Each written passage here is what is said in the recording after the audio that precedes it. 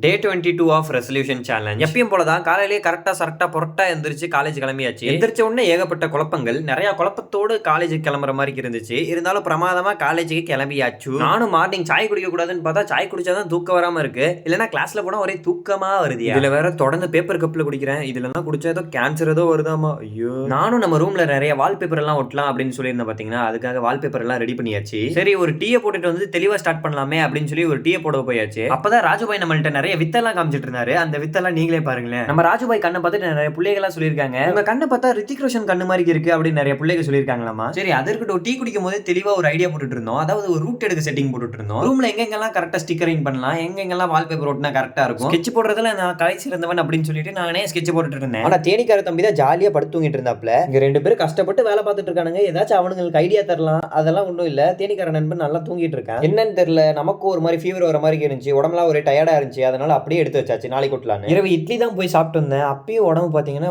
சுத்தமா முடியல. இவ்வளோ முடி இருக்குல்ல.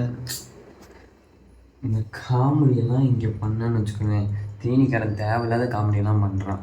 தவிர்க்க வேண்டிய காமெடி. அடுத்த டேவையும் விட்டுருக்கேன். ரொம்ப கம்ப்ளீட் பண்ணியாச்சு.